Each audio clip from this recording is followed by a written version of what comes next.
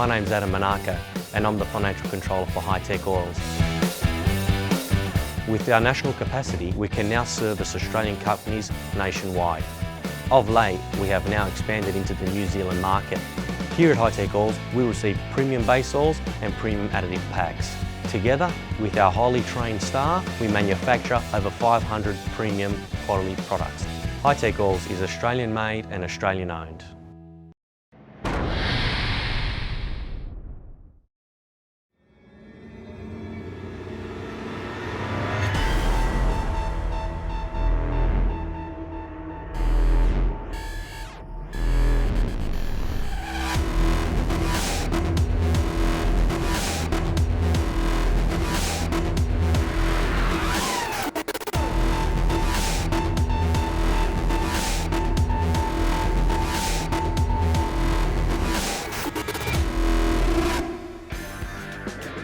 Welcome along to Sydney Motorsport Park for our continued Round 2 coverage of the Swann Super Series. I'm Lance Robertson, and along with Tim Graham, we'll be bringing you all the action from our support categories.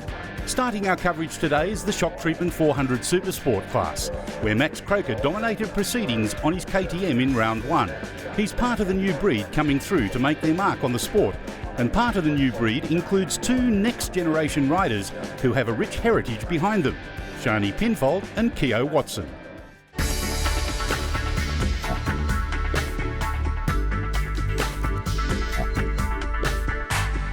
We've had a few issues this weekend. Unfortunately, I crashed out in the second practice on Friday and we struggled to get parts in time, so I had to sit out of practice, and really could have used that as it's my first time here, but we managed to get the bike back together, and in the qualifying I still had a bent rear set, so I got stuck in fourth gear. I managed to qualify in 12th place, so that was good, and then second race, unfortunately, I had my gear lever fall off, so that sent me to the rear of the grid for the third race, but I'm very happy with the times and improving every race, so I'm very happy.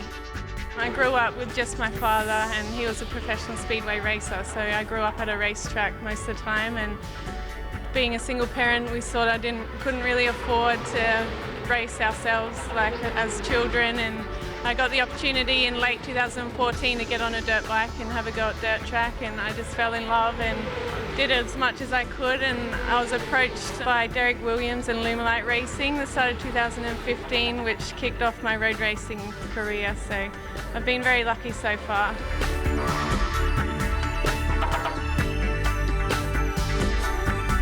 It was quite rushed actually. We only got the bike a few weeks ago, so sort of just been trying to get it as ready as we can, which we've had a bit of trouble with it yesterday, and working late on it last night.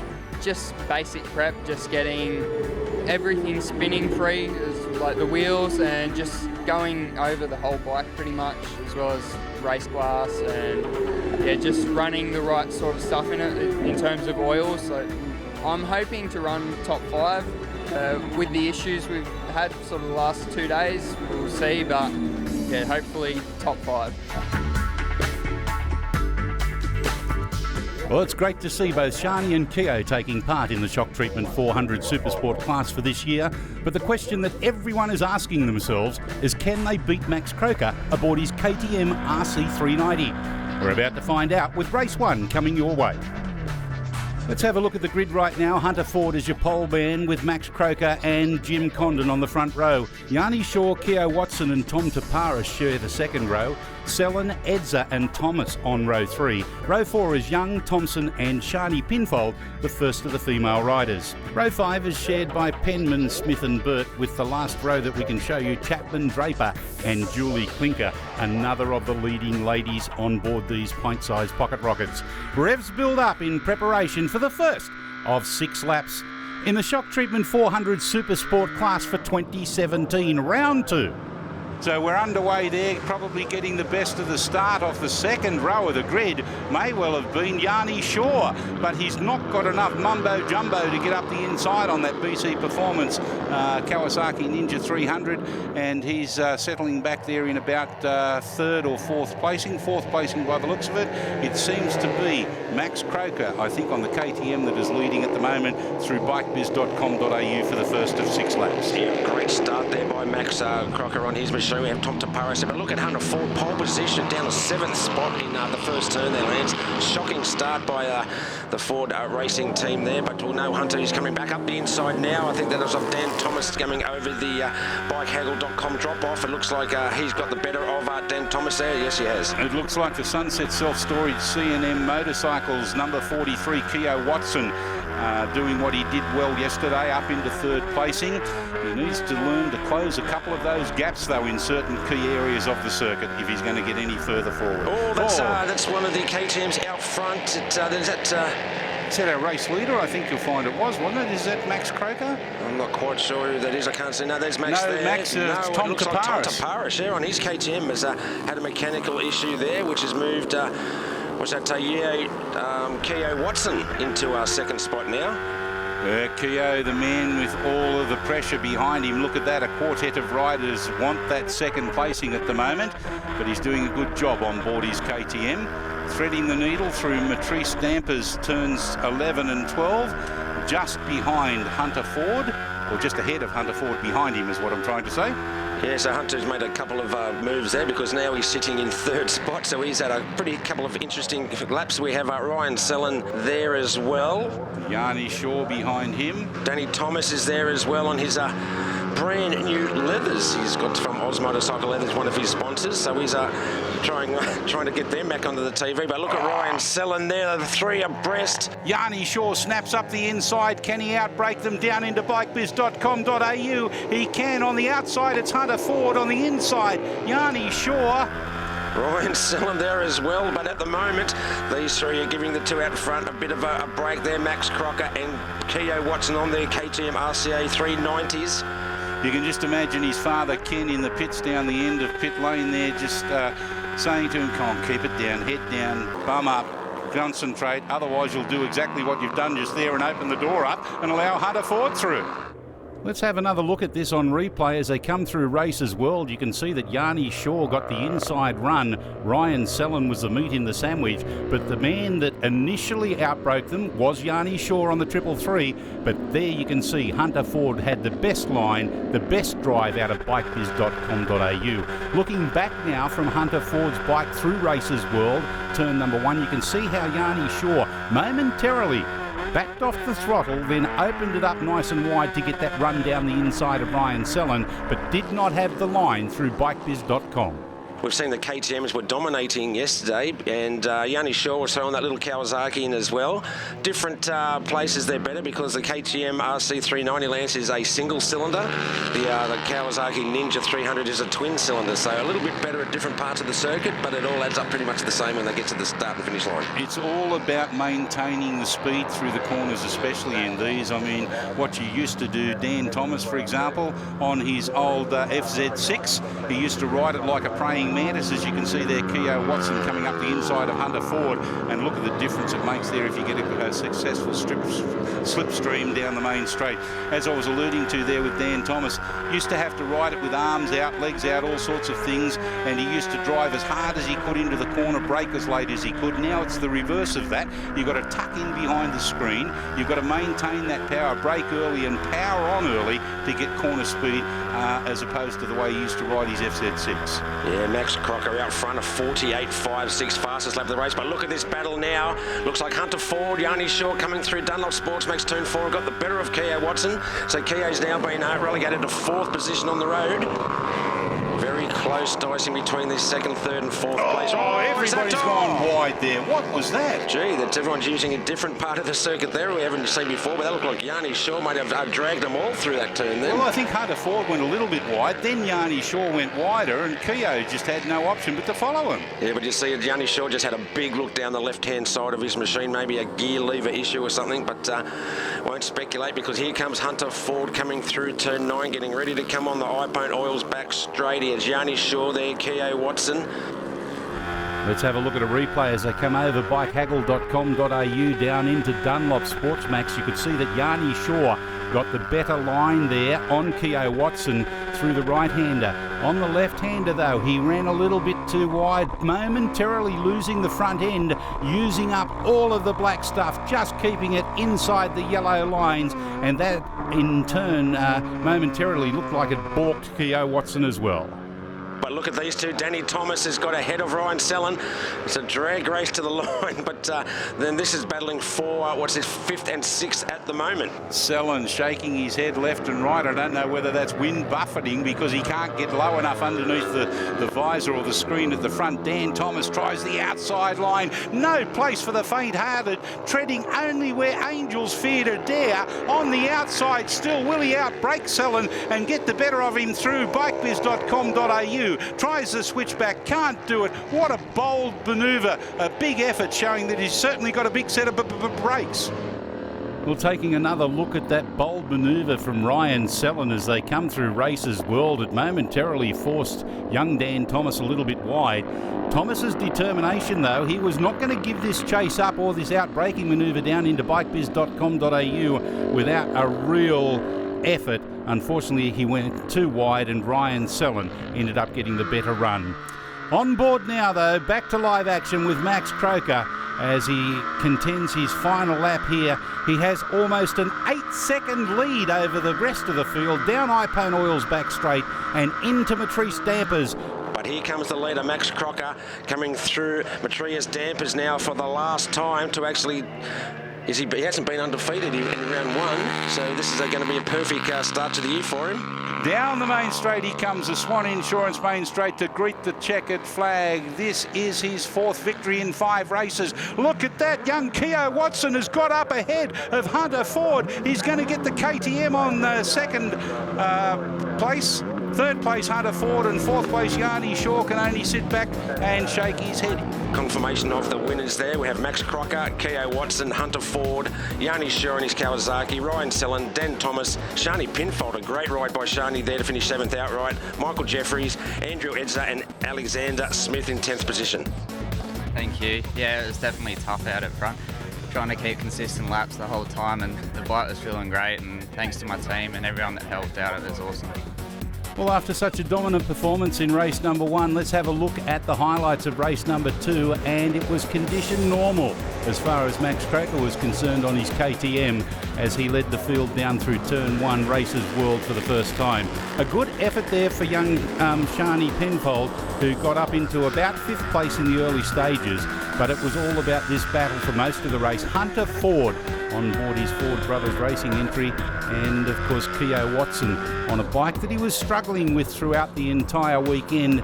As we heard earlier, it's a standard machine with standard suspension and standard setup, and he's doing a more than standard job to be able to take that battle right down to the checkered flag. Ryan Sellen, in the meantime, he tried extremely hard also and had a battle throughout the entire 6-lap journey with Dan Thomas. Unfortunately for Shani Penfold, her efforts came undone with a 2nd crash of the weekend, and that certainly put paid to any podium position in race number 2. As I mentioned, this battle between Dan Thomas on the 152 and Yanni Shaw on the 333 thrilled the crowd throughout the entire 6 laps from green light to checkered flag. But the man that continued his domination and destruction of this class was the number 41 of Max Croker, the KTM Australian Nolan Bridgestone RC390.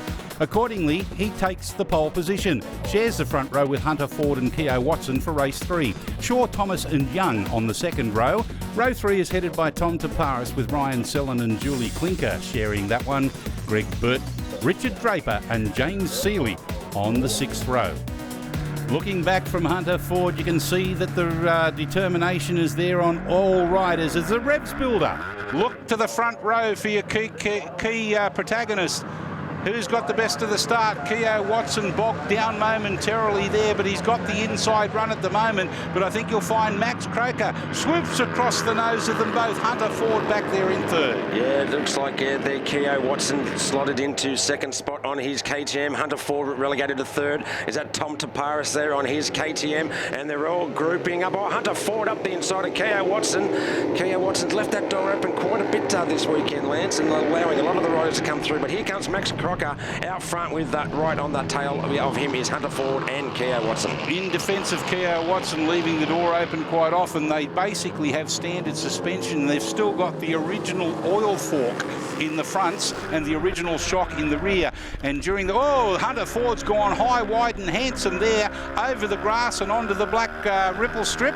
He's lucky that's the pit exit from the South Circuit there, Lance. So he's lucky he had a bit of asphalt there to get back onto the track. So he's been relegated now down to about 6th, 7th position. Yeah, 3 behind where he was before, and that's an opportunity there for young Keogh Watson to be able to drive away and commandingly hold on to second.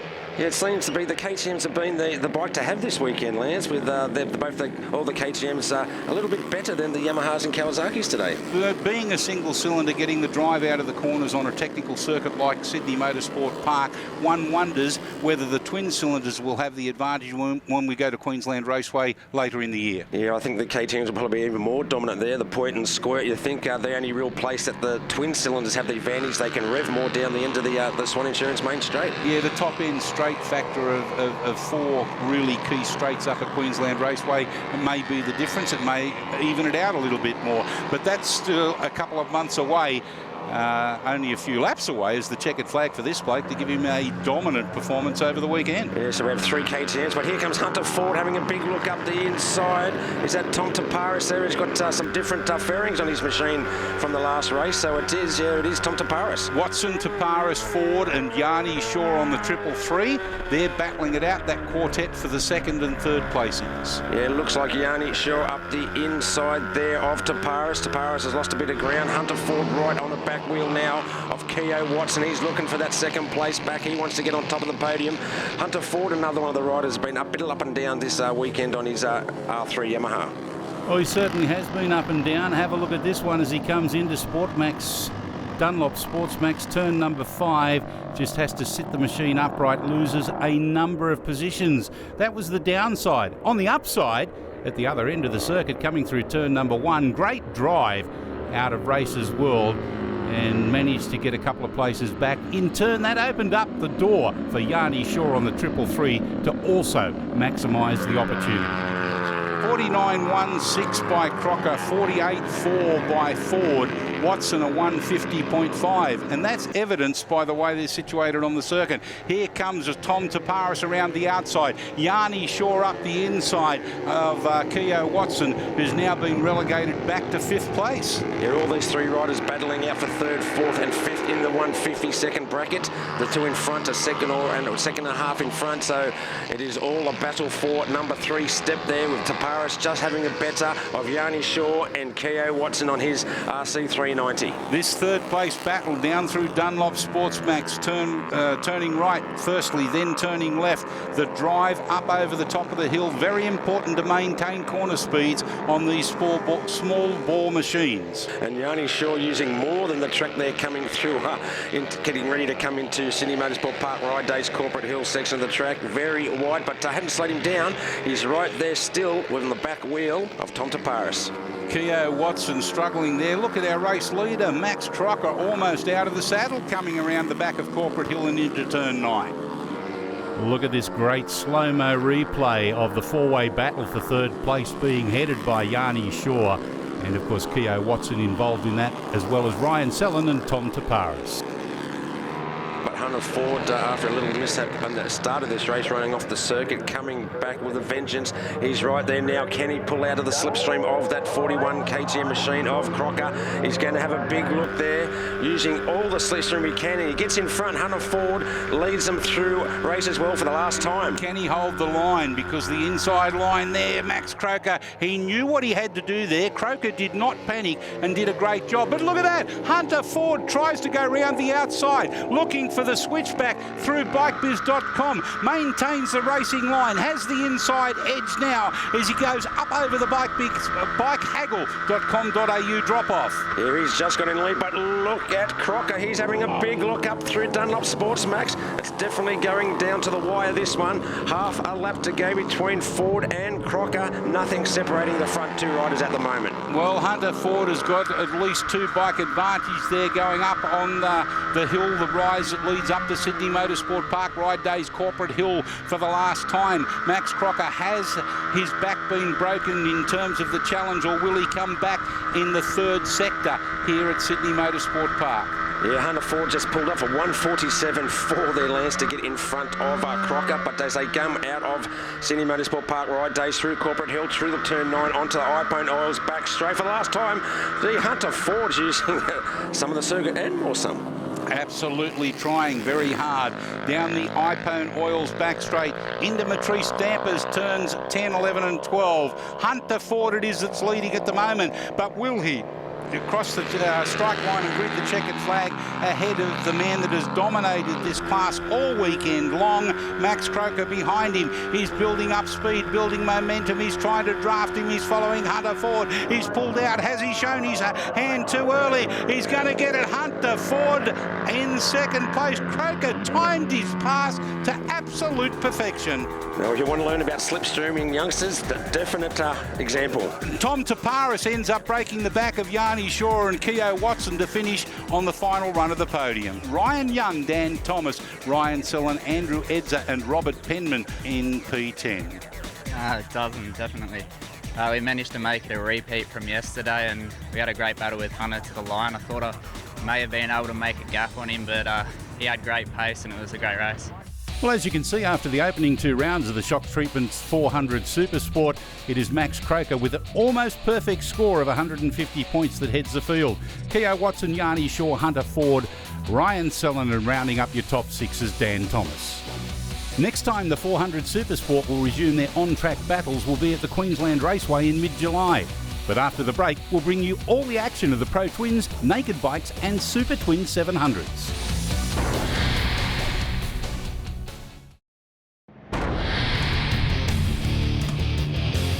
Welcome back to Sydney Motorsport Park as we continue our coverage of the second round of the Swann Super Series.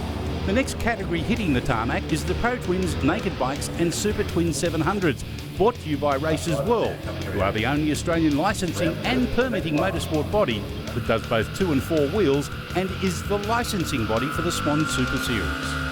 Well, we're getting set now for the first of 3 6-lap battles in the Pro Twins, Naked Bikes and Super Twin 700s. Let's have a look at the grid. Griffin, O'Connor and Breesy on row 1. Row 2, Pierpoint, Thompson and Watson. The third row is shared by Matijevic, Hend and Hopper. Row 4, Bolster, Godwin and Mark Wall in 12th position. Roderick, Draper and Davidoff share row 5, and the 6th row, Corcoran, Thompson and Andy Stade. And they're in the starters' hands now for race 1.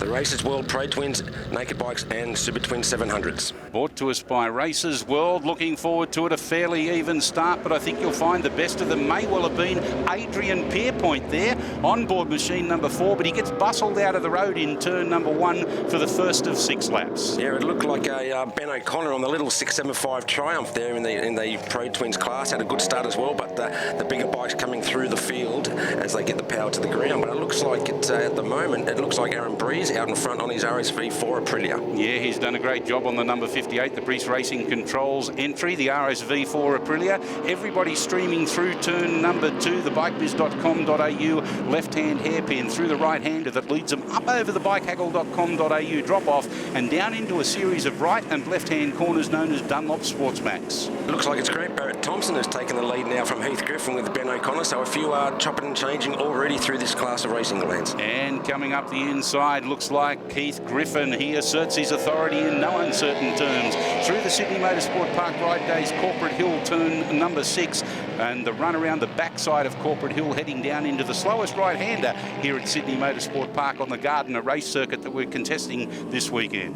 Yes, an all-important corner, Lance, to see who gets the drive down the iPone oils back straight and then into the Matrice dampers, turns 11 and 12, last part of the circuit. But Heath Griffin now finally gets in front down the end of iPone, in front of Grant Barrett-Thompson, and we have mentioned too that Heath Griffin, 3 out of 3 wins and pole position, so he's on a perfect start to the year so far. He certainly is, and he's looking forward to doing the same in the 3 races that they'll contest today, having been our basically being our pole sitter again on day number 2. So out of the Matrice dampers, turns and down the run along the Swann Insurance main straight, 1,000 metres, 1 kilometre long, heading into one of the fastest corners on Australian road racing, the Races World Turn 1. Yes, it definitely separates the men from the boys Turn 1 Races World, doesn't it? Because they're going, these machines, the Pro Twins, over 260 kilometres an hour coming into that turn, Lance. So that's very breathtaking. Let's have a look at a replay of the start from on board the Aprilia Tuono of Adrian Pierpoint. You can see there that Heath Griffin fell back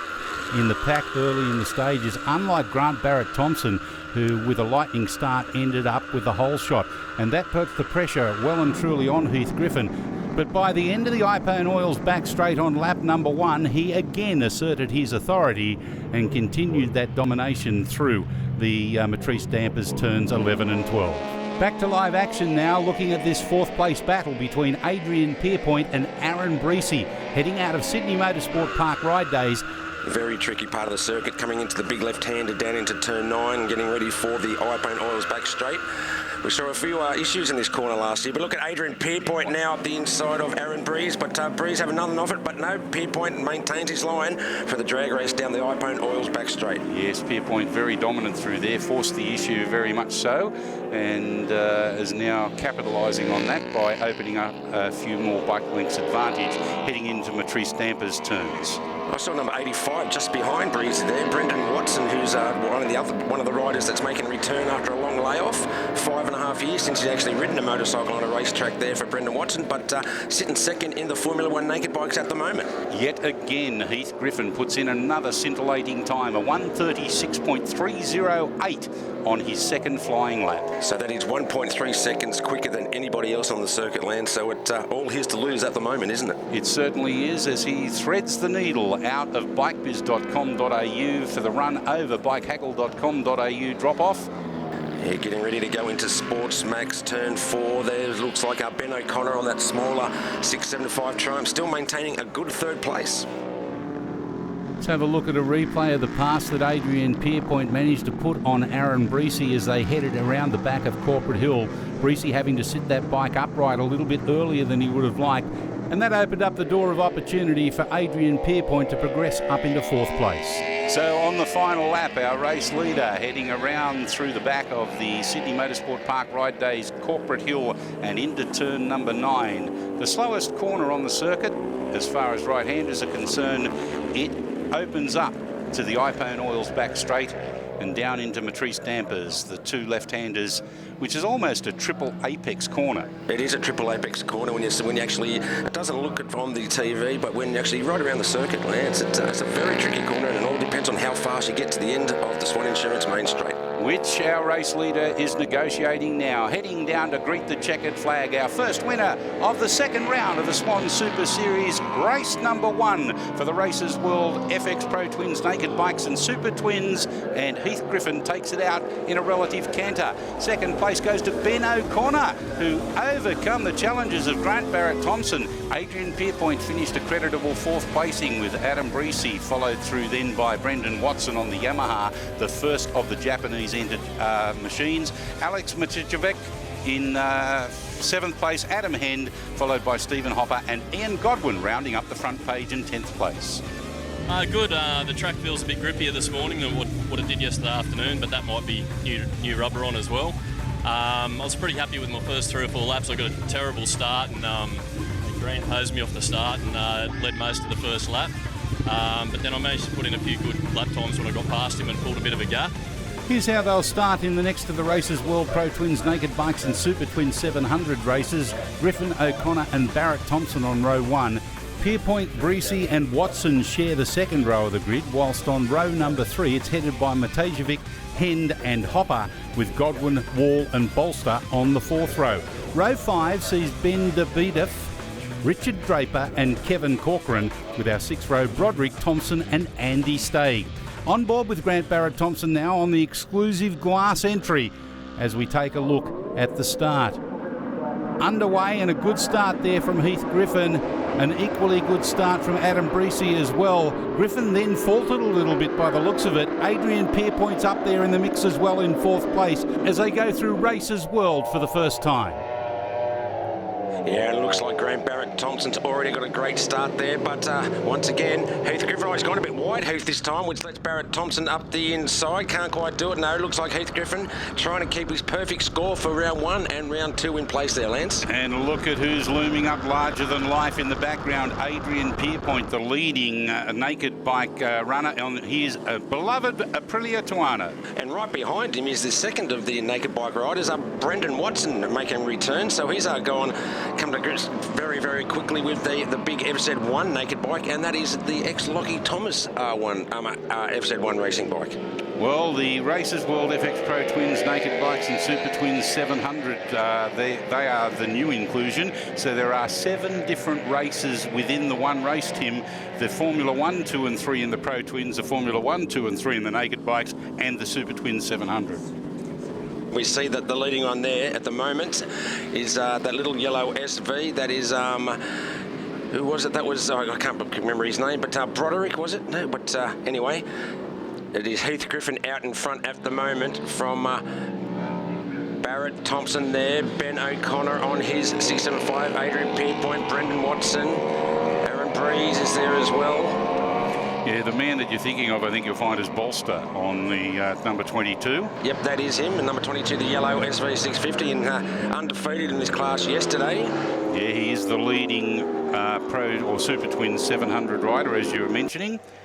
This looks like Aaron Breeze just getting the better of Brendan Watson at the end of the Swann Insurance main straight. You can see, yeah, so he's moved now into 5th on the road, relegated Brendan to 6th. Looking again from Grant Barrett-Thompson's exclusive glass entry, you could hear momentarily him bogging down, but he did get the best of the drive down into Races World for the first time, ending up with the whole shot initially and taking a good line, forcing Heath Griffin wider than he would have liked, but managed to outbreak him. You'll see him come around the outside now and assume the lead as he negotiates bikebiz.com.au. Initially wide, but gets the inside run into turn 3. In the meantime, let's turn our attention to the pointy end of the field, and Grant Barrett-Thompson on board his exclusive glass BC Performance Aprilia RSV4. What's that? Kelvin Riley's getting his hands in the Aprilias as well. Well, it looks like it. It says BC Performance on his cheat sheet, so let's give him the kudos. Yeah, says Aaron Breeze. He's got the better of Adrian Pierpoint as well, but Adrian must have made a mistake because he's right there in the clutches of Brendan Watson on that big FZ1. I was talking to him last night saying the engine's really good, but he goes at the brakes, not the best. Not the best at all. Oh, well, there you go.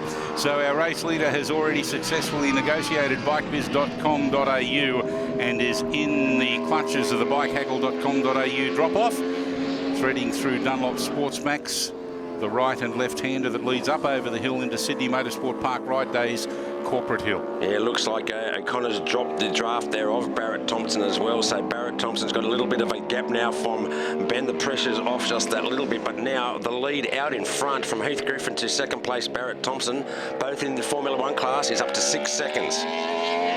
So it's a good ride there. Barrett-Thompson now finishes his fastest lap has been a 39.3. Heath Griffin a 36.5. So that's 2.8 seconds quicker Heath has been to the riders behind him. Let's have a look at a replay of some of the great action here at Sydney Motorsport Park. And in fact, if you'd like to experience the excitement of riding on Australia's best racetrack, then check out sydneymotorsportparkridedays.com.au so that you can also enjoy the thrills and spills of this great motorsport park. And look, there's a turn up for the books there. Brendan Watson in... Oh! Sorry, we've lost... Yeah, well, that was Matrovic. Matrovic on his Ducati there, unfortunately lost the front end coming into turn 9. Would have given Steve Hopper a bit of a scare there, but he's okay. He's A-OK and he's on it. Out of the Matrice Dampers final turn for the run down the Swann Insurance Main Straight to greet the checkered flag. It is the Russell Symes and Company Ducati Panigale mounted. Heath Griffin takes another victory in the Swann Super Series in the Races World of FX Pro Twins Naked Bikes and Super Twins 700. Coming down in second place, it is Grant Barrett-Thompson on the exclusive glass Aprilia RSV4. Third placing will be taken out by Ben Connor on the Crosby Speed Triumph Daytona 675. Aaron Breesy, Brendan Watson, followed through then by Adrian Pierpoint, Adam Hend, Stephen Hopper, Ian Godwin and Michael Jeffrey, your 10th and final finisher on the front page. Yeah, I mean, I was hoping for a clean sweep today, so we got one more to go. I got a bit better start in that race, so I was able to lead sort of out of turn 2 at least, which was nice. And made it a bit easier not having to follow Grant for most of the first lap and try and work out if I was going to get past him or not. The question on everybody's lips was, in fact, would Heath Griffin repeat his performances? As we show you the highlights of race number 3, again a poor start by him opened up the early hole shot for Grant Barrett-Thompson. He headed out of Races World in front, but not for long before Heath Griffin assumed the race lead once again and continued his domination of this class. Adrian Pierpoint, in the meantime, was thrilling them with a great battle with Ben O'Connor, Brendan Watson and Aaron Breesy involved in a great battle that would thrill them throughout the entire 6-lap journey, until Pierpoint made an uncharacteristic error down in bikebiz.com.au and then had to struggle hard through the right-hander that leads over the top of bikehaggle.com.au dropover. As you can see, many battles throughout this 6-lap journey that would go right down to the checkered flag, but there was no taking away this championship round. In fact, rounds 1 and 2 for Heath Griffin. As you can see, 151 perfect points, pole position and 6 wins. Ben O'Connor, Adrian Pierpoint, Grant Barrett-Thompson, and rounding up your top 5 is Brendan Watson. The Races World Pro Twins Naked Bikes and Super Twins 700s will again showcase at Queensland Raceway for rounds 3 and 4. But after the break, join us for the Freightlinks Transport Formula Oz coming your way.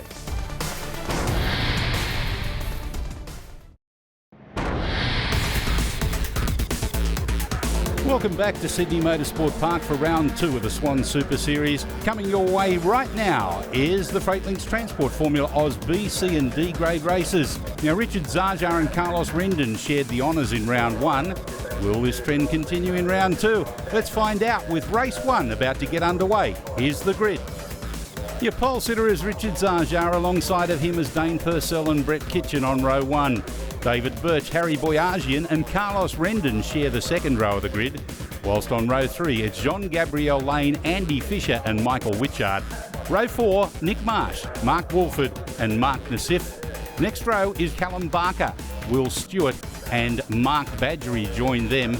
John Howie, James Fruin and Marco Bortolucci rounds up your top 6 runners.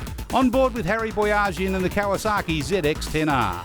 So red flag off the circuit now, indicating looking for the starter. Will Richard Zajar continue on his winning way? He gets a fine start there, but on the inside it looked like it was the Ballina Motorcycles, Blake Signs, Dane Purcell that got the whole shot down the end of the Swann Insurance Main Straight and through Races World for the first time. Yeah, you look like that's correct there, Lance, on the blue-livered Yamaha R1. But here comes Richard Zajar around the outside. There, big move there. Brett Kitchen's right up there at the start, so he'll be happy to be at the pointy end of the field. Oh, we've lost start. That's Marco Bortolucci on his Yamaha. Looks like 2 riders there taking evasive action. Fairly low-speed crash. I'm sure Marco will be able to pick up and maybe hopefully rejoin the race. But unfortunate start for him. But at the moment is Richard Zajar out in front. Well, unfortunately, Tim, that has brought out the red flag for Marco Bortolucci needing medical assistance down there in bikebiz.com.au. Let's have a look at a bit of a replay as some of the riders clashed early on, and then to the left of the screen you can see Marco Bortolucci not only getting high-sided but also getting trapped underneath the edge of the bike. Unfortunately for him, medical attention required. We're now set for a complete race restart in race 1. In the starters' hands in the freightlinks.com.au, Formula Oz B, C and D grade, and Zaja it is that got the better of the start, but over on the inside you'll find the stay upright Carlos Rendon on his Yamaha R1 was also a good start, and so too is Brett Kitchen. He's bitching early on. Yeah, Brett had a great start there in the 3rd position, and Dane Purcell, I watched him, he's gone back to about 6th or 7th there.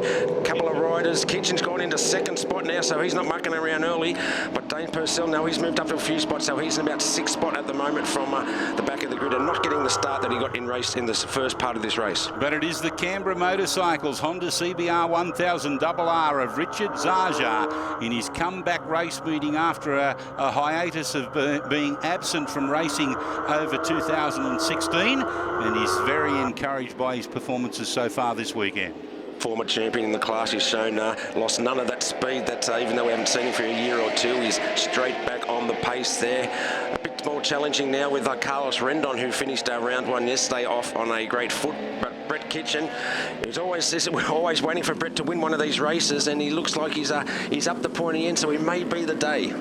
Well, it may be his day to shine above everybody else as the field streaks down through Iphone Oil's back straight into Matrice Dampers, turns 11 and 12. Oh, Zaja's gone very, very uncharacteristically wide there, and you could see the amount of room that he lost simply by having to thread the needle over the ripple strip and back onto the black stuff. Yeah, a bit wobbly. They may needed some Matrice Dampers there, Lance, but the bike was a bit wobbly. But here comes Kitchen. He's going very fast at the moment. Carlos Rendon's there as well. Is that Jane Gabriel Lane is up there. Michael Witcher, Wolford Fisher, Marsh. And Boyagian, he's up in there in 4th place.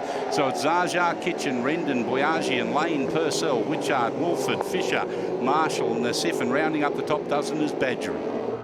Looking at a replay of the start from Harry Boyagian's bike, you can see there that Dane Purcell got an absolute porridge of a start and almost got collected by him as he came through. In the meantime, though, Richard Zaja got the whole shot, and you can see there Brett Kitchen on the outside, rubbing shoulders with Carlos Rendon at the early stages, swapping leather brands as they went out of Races World and headed down towards bikebiz.com.au and tried to do the same again through the left-hander. Rendon, Boyagian and Lane being the key protagonists there, but right behind them is Purcell, Witchard and Wolford. And one's got to wonder what happened to Dane Purcell after the flying start that he got in the original staging of this Freightlinks Formula Oz B, C and D grade event, and now to be back as far as he is rather uncharacteristic. He's even under threat now from Michael Witchard on board machine number 85. Yes, we had a terrible start. Dane Purcell couldn't keep the front wheel on the ground. That's he can't drive. But here comes Brett Kitchen up the inside. Oh, as they think about it, but Richard Zaja still maintains that position. Brett Kitchen there sort of balked himself, didn't he? He didn't know, will I, won't I, should I, shouldn't I? And look at this 6-way battle for the minor placings heading down into bikebiz.com.au. Very much speed by Jean-Claude Lane there on board machine number 19. Takes up a couple of positions. This is the battle for 3rd, 4th, 5th, 6th and 7th placing. Yeah, it looked like Purcell got the better of Lane, but look at Lane now. He's up the inside. They're coming into Dunlop Sportsmax turn 4. Looked like he outbraked himself there, but maintained the position right on the tail now of Carlos Rendon. So he's moved from about 7th to 4th in about 3 corners. The FTR Racing Yamaha R1 of Jean-Gabriel Lane now goes up one further and takes up a podium position, does he not? Gee, he does. He's in 3rd position now and pulled a bit of a gap there on Carlos Rendon. A great line there through Sydney Motorsport Park ride days. Let's have a look at this great effort again from Jean-Gabriel Lane as firstly he gets up the inside of Harry Boyagian on the first of the right-left combination of Dunlop Sportsmax, and then up in Sydney Motorsport Park ride days you could see the astonishment from Carlos Rendon as he snapped his neck across to the left there and almost gave himself some difficulties heading out of that turn. Back to live action now on the final lap with Richard Zaja opening up the door of opportunity there for Brett Kitchen as they exited Races World and down into this corner, bikebiz.com.au, as it's all about Honda versus BMW on the final lap. Well, Brett Kitchen did support the attitude that he may be able to get a win here this weekend. He wasn't that confident in the bike yesterday. He was going home to make some changes overnight and come back out firing on all cylinders. He's certainly doing that. Not only that, but Brett Kitchen is bitching at the front of the pack. He's pulling away as we speak here, Lance. He's got a bike or two length on Richard Zaja. Let's have another look from a different perspective on board with Richard Zaja here of that pass by Brett Kitchen heading out of Races World and for the run down into bikebiz.com. Yes, and I think that BMW may just have the edge over Richard Zaja's Honda for speed, so if he maintains his composure there, Brett Kitchen, he'll take his first win of the year in round 2, race 1. So let's see what happens. Oh, Richard Zaja is closing right down. It's going to come down to the wire there, Lance, but no, Brett Kitchen just gets it. He secures first blood ahead of Richard Zaja, Dane Purcell, Jean-Gabriel Lane, Andy Fisher, Michael Witchart, Harry Boyajian, Carlos Rendon, Mark Wolford and Nick Marsh rounding up our top 10 contenders. The last time I won a race here was December, sure, but it was in the wet. So to win a dry race here and against someone like Richard, who's not slow, let's face it, and yeah, found some of that time that I was missing yesterday. So all together, why not celebrate? As he likes to say, my name is Brett Kitchen and I'm bitchin', especially this weekend. And maximising the opportunity of a whole shot from pole position is exactly what he did in race 2 as we show you the highlights of it. Unlike the number 45 of Richard Zaja, who unfortunately succumbed to mechanical failure throughout this race, as we will see a little bit later. He dropped back through the field in the early stages, as you can see Brett Kitchen there simply running away with it. So back to what I was talking about in terms of Richard Zaja. You can see that he's pulling to the outside of the circuit here in bikebiz.com.au, and as we would find out after this race, he succumbed to mechanical dramas. In fact, gear selector problems would put him out for the rest of the weekend. In the meantime, though, Michael Witchart took up the challenge there very much on Carlos Rendon, again surprising him with a manoeuvre through Sydney Motorsport Park ride up Days Corner. Brett Kitchen, though, he led from green light to checkered flag for the second time, taking a victory ahead of Jean-Gabriel Lane and Carlos Rendon, and that's the way they'll start on row number 1 for race 3. Michael Witchart, John Howie and Mark Wolford share row 2. The third row is Andy Fisher, Nick Marsh and Mark Nassif. Row 4 sees Mark Badgery, Dane Purcell and Shane Ryan share the real estate. On row 5 it's Aaron Smith, Craig McNaughton and Will Stewart, with Daniel Crook, Lee Appleby and James Davies rounding up the 6th row. As we now get set for the final 6-lap encounter of the Freight Links Formula Oz B, C and D grade race. Well, we're underway now and Kitchen gets a good start, but equally as well as Carlos Rendon, and right behind them on the 85 is Michael Witchart, who swoops up into 3rd placing. It's Howie's got into 4th, so he's had a great start as well there.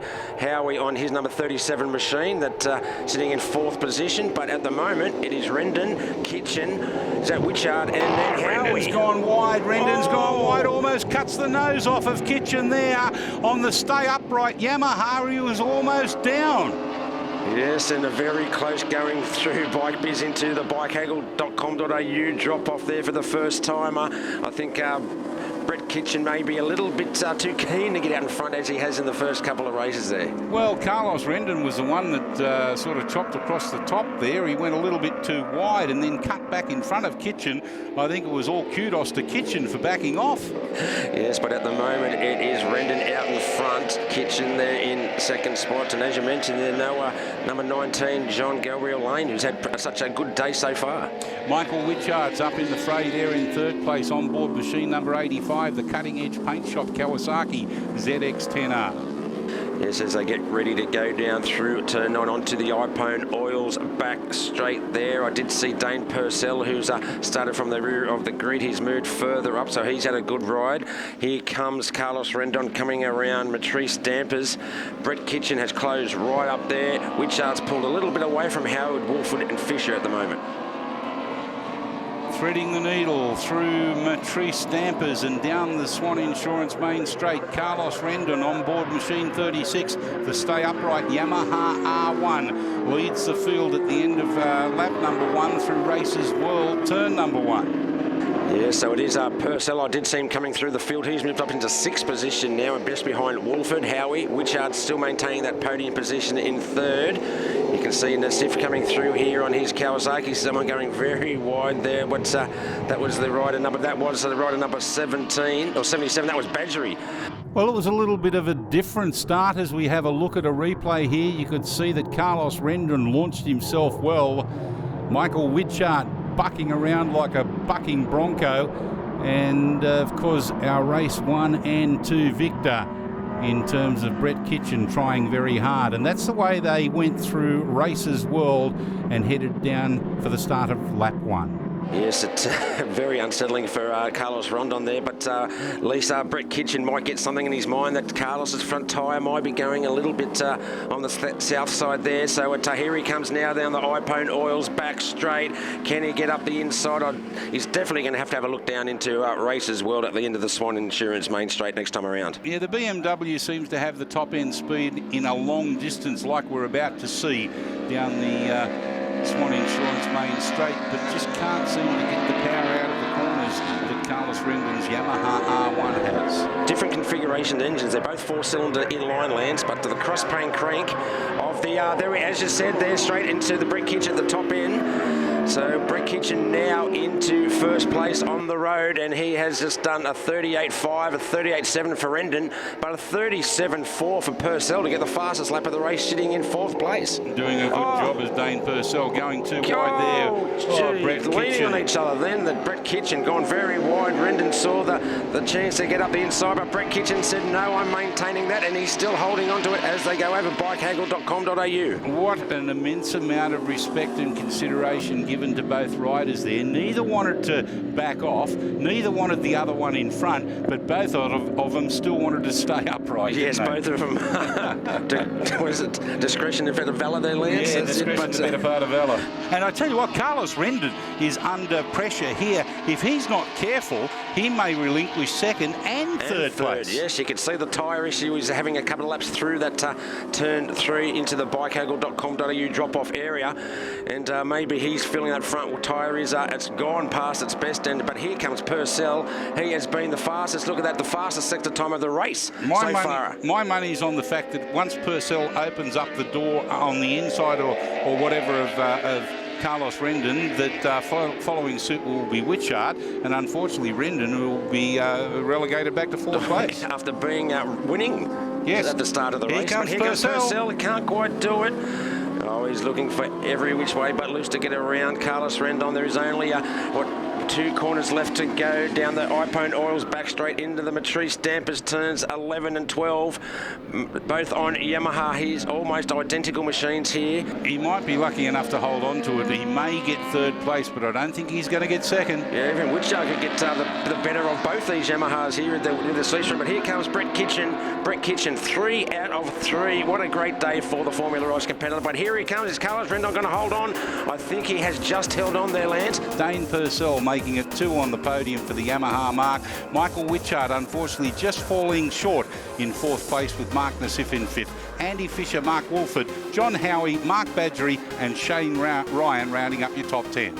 Carlos was nice and strong in the early part of the race, and managed to catch him and dust him off down the end of the straight there, which is good. And nearly overcooked it into turn 2, and he come back at me, but I was closing the door. Let's have a look at the points after round 2, and it's Brett Kitchen on board his accountable IT BMW that leads the field ahead of Carlos Rendon in B grade. C grade is Mark Nassif and John Gabriel Lane with John Howie in a podium position. Will Stewart, Aaron Smith and Craig McNaughton, meanwhile, they're the D grade points. We hope you've enjoyed all the action from the opening 2 rounds of the Swann Super Series in 2017 here at Sydney Motorsport Park.